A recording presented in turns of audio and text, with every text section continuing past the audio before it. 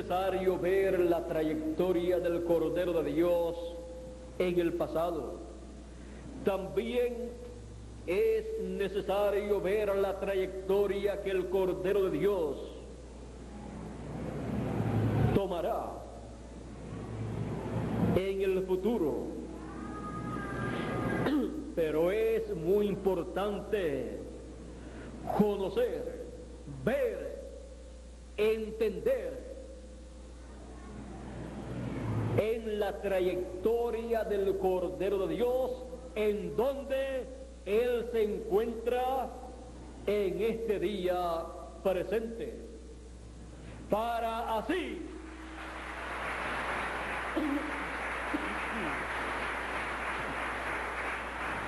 como hicieron estos dos discípulos de Juan el Bautista, cuando Juan les dijo: he aquí el Cordero de Dios. Ellos dejaron a Juan, un gran profeta de Dios, precursor de la primera venida del Cordero de Dios, y siguieron al que Juan el Bautista estaba precursando, porque la bendición grande está en seguir al Cordero de Dios en el tiempo en que uno vive, en la etapa de la trayectoria del Cordero de Dios correspondiente para ese tiempo.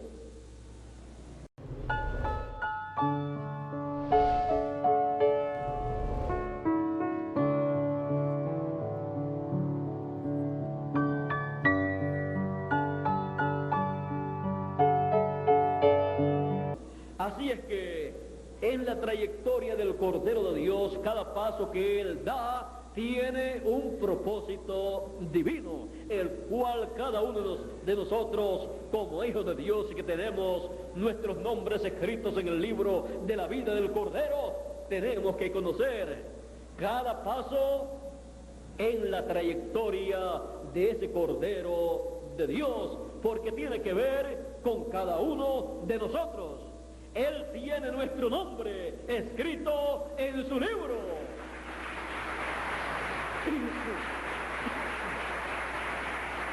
Y Él murió por cada uno de aquellos que tienen sus nombres escritos en su libro. Así es que para Dios, cada persona, para el Cordero, cada persona que tiene su nombre escrito en el libro de la vida del Cordero, es muy importante. Es tan importante para Dios esa persona que envió al Cordero de Dios para morir por cada uno de nosotros, para llevar a cabo el programa, el plan, la obra de redención, para poder abrir el camino para nuestro regreso a la casa de nuestro Padre Celestial. Redimir significa volver al lugar original. Por lo tanto, el programa de redención que el Cordero de Dios lleva a cabo es el programa que nos regresa a la vida eterna, nos regresa a la casa de nuestro Padre Celestial, nos regresa a un cuerpo eterno para vivir eternamente. Por eso el apóstol San Pablo, hablando de el futuro de los hijos de Dios, de el futuro eterno de los hijos de Dios, dijo: he aquí os digo un misterio, todos ciertamente no dormiremos, no moriremos, mas todos seremos transformados en un abrir y cerrar de ojos, a la final trompeta, porque será tocada la trompeta y los muertos resucitarán. Primero, resucitarán incorruptibles, y nosotros que vivimos seremos transformados. Así es que tenemos la promesa de un cuerpo eterno, incorruptible, inmortal, para vivir eternamente, el cual hemos de recibir en este tiempo final, en el tiempo en que la trompeta final, o trompeta de Dios, o gran voz de trompeta, suena, da su mensaje y prepara a cada hijo de Dios, a cada persona que tiene su nombre escrito en el libro de la vida, lo prepara para el glorioso evento de su transformación. Y a los muertos en Cristo los prepara para la resurrección en cuerpos incorruptibles. Ellos, estando en el paraíso, en esa sexta dimensión, ellos escuchan el mensaje de la trompeta final, de gran voz de trompeta, porque ellos pueden mirar hacia acá y pueden ver y pueden escuchar todo lo que está llevándose a cabo en el programa de Dios. Y el Señor Jesucristo dijo: he aquí la hora viene cuando todos los muertos, los que están en los sepulcros, oirán la voz del Hijo de Dios y se levantarán. La voz del Hijo de Dios, la voz del Cordero de Dios. Ahora ustedes pueden ver la importancia de la trayectoria del Cordero de Dios, porque en esa trayectoria del Cordero de Dios, Él lleva a cabo lo que Él prometió para todos sus hijos. La trayectoria del Cordero de Dios tiene diferentes etapas en las cuales Él lleva a cabo una obra en cada etapa. Así es que podemos ver lo maravilloso que es ver al Cordero en su trayectoria a través de los siglos, desde el pasado, y también poderlo ver para el futuro, pero sin perder de vista el presente, que es lo que nos llevará al futuro de la vida eterna. Ahora podemos ver que luego de la resurrección del Señor y luego de los 40 días que pasaron estando el Señor apareciendo y desapareciendo a sus discípulos, encontramos que 10 días antes del día de Pentecostés, el Señor les dio las últimas instrucciones y dice la Escritura que luego de darle a sus discípulos las últimas instrucciones, diciéndole a ellos que no se fueran de Jerusalén hasta que no fueran investidos de poder de lo alto, hasta que no recibieran el Espíritu Santo, el cual sería enviado como Él había anunciado, como Él les había prometido. Él dijo: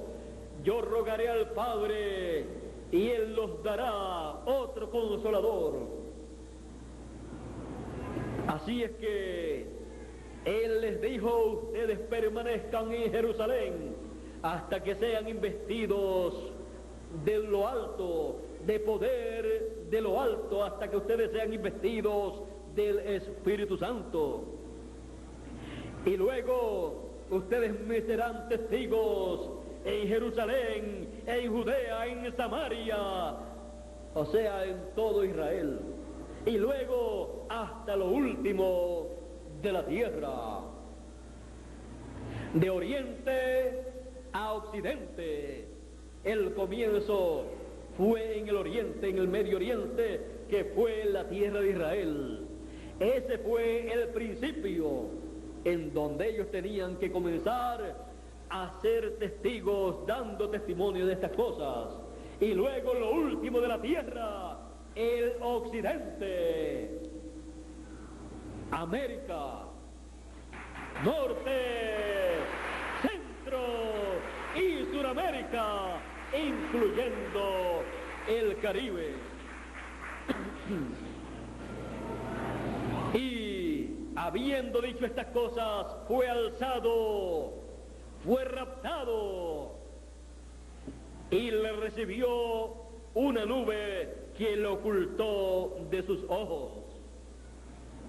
El Cordero de Dios, raptado, arrebatado al cielo.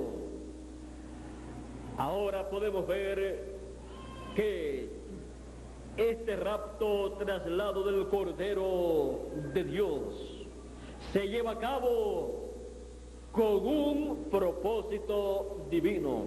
Ya hemos visto que él dijo que tenía que marcharse. Él dijo, porque si yo no me voy, no puede venir el Consolador. También encontramos que este Cordero de Dios tenía que presentarse en el trono de intercesión en el cielo, en el templo o tabernáculo celestial, y sentarse a la diestra de Dios del Padre en su trono, y allí con su sangre hacer intercesión por cada uno de los que tienen sus nombres escritos en el libro de la vida del Cordero. Él se presentó en el lugar santísimo en el cielo y allí ofreció este sacrificio por cada uno de los hijos de Dios en el trono de Dios. Tenía que ser colocado un sacrificio, porque de no ser así, la ira de Dios se derramaría sobre la tierra. Había llegado el tiempo en el programa divino, en el ciclo divino, que tenía que presentarse allí un sumo sacerdote con un sacrificio perfecto, con una sangre perfecta y un sumo sacerdote perfecto, sin pecado. Y ese sumo sacerdote y ese sacrificio perfecto, con esa sangre perfecta, era nada menos que el Cordero de Dios, el Señor Jesucristo, el sumo sacerdote según el orden de Melquisedec. No podía presentarse en el cielo el sumo sacerdote según el orden levítico, porque ese sacerdocio solamente podía ministrar aquí en la tierra, en el lugar santísimo del templo que hizo Moisés y del templo que hizo Salomón. Por lo tanto, ese sumo sacerdote no podía ministrar en el cielo, en el templo que está en el cielo. Por lo tanto, se requería un sumo sacerdote de un nuevo orden, de un orden sacerdotal celestial, según el orden de Melquisedec, el cual le había parecido a Abraham en una ocasión, cuando Abraham regresaba de la victoria sobre aquellos reyes enemigos de Lot, los cuales se lo habían llevado cautivo a él y a su familia, juntamente con las personas de la ciudad donde Lot vivía. Pero cuando regresó Abraham victorioso, se encontró con Melquisedec, el cual le salió al encuentro, del cual dice la Escritura en Hebreos, hablando de este personaje tan importante, dice de este Melquisedec, él dice algo que nosotros no debemos pasar por alto. Dice en el capítulo 7 de Hebreos, dice, porque este Melquisedec, rey de Salem, sacerdote del Dios Altísimo, que salió a recibir a Abraham, que volvía de la derrota de los reyes, y le bendijo, a quien asimismo dio a Abraham los diezmos de todo, cuyo nombre significa primeramente Rey de Justicia y también Rey de Salem. Esto es Rey de Paz. Sin padre, sin madre, sin genealogía, que ni tiene principio de días ni fin de vida, sino hecho semejante al Hijo de Dios, permanece para siempre, permanece sacerdote para siempre. Considerad pues cuán grande era este, a quien aún Abraham, el patriarca, dio diezmos del botín. Ciertamente los que de entre los hijos de Leví reciben el sacerdocio tienen mandamiento de tomar del pueblo los diezmos según la ley, es decir, de sus hermanos, aunque estos también hayan salido de los lomos de Abraham. Pero aquel cuya genealogía no es contada de entre ellos, tomó de Abraham los diezmos y bendijo al que tenía las promesas. Y sin discusión alguna, el menor es bendecido por el mayor. Aquí ciertamente reciben los diezmos hombres mortales, pero allí uno de quienes se da testimonio de que vive, y por decirlo así, en Abraham pagó el diezmo también Leví, que recibe los diezmos, porque aún estaba en los lomos de Abraham, estaba en los lomos de su padre cuando Melquisedec le salió al encuentro. Si pues la perfección fuera por el sacerdocio levítico, porque bajo él recibió el pueblo la ley, ¿qué necesidad habría aún de que se levantase otro sacerdote según el orden de Melquisedec y que no fuese llamado según el orden de Aarón? Porque cambiado el sacerdocio, necesario es que haya también cambio de ley. Y aquel de quien se dice esto es de otra tribu, de la tribu de la cual nadie sirvió al altar, porque manifiesto es que nuestro Señor vino de la tribu de Judá, de la cual nada habló Moisés tocante al sacerdocio. Y esto es aún más manifiesto si a semejanza de Melquisedec se levanta un sacerdote distinto, no constituido conforme a la ley del mandamiento acerca de la descendencia, sino según el poder de vida indestructible, pues se da testimonio de él: tú eres sacerdote para siempre, según el orden de Melquisedec. Tú eres sacerdote para siempre, según el orden de Melquisedec. ¿Quién?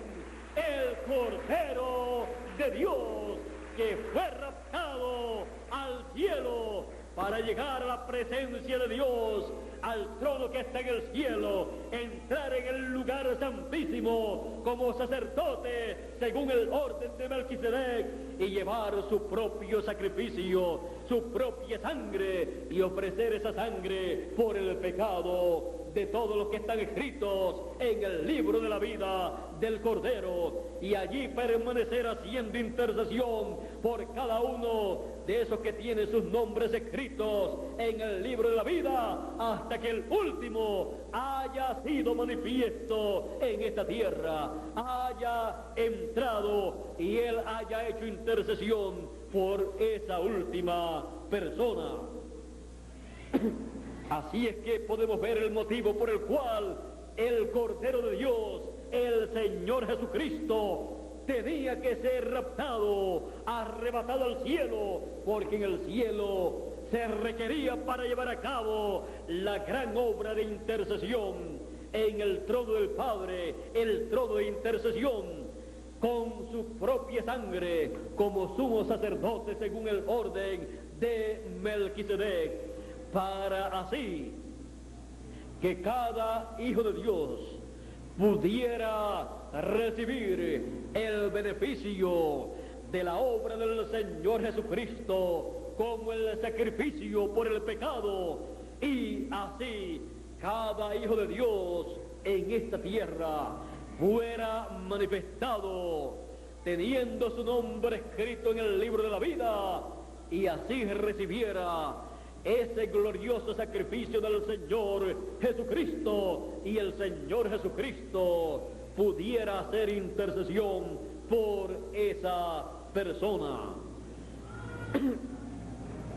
El Cordero de Dios en su trayectoria, siendo raptado para un propósito divino, ascender al cielo, entrar al mismo cielo, al trono de Dios, al trono del Padre, al trono de intercesión, y permanecer allí durante las edades de la iglesia gentil, durante el tiempo en que Él estaría llamando a cada uno que tiene su nombre escrito en el libro de la vida del Cordero, por el cual Él estaría haciendo, o por los cuales Él estaría haciendo intercesión, y permanecería allí hasta que el último entrara, fuera manifestado en esta tierra y recibiera ese beneficio del Cordero de Dios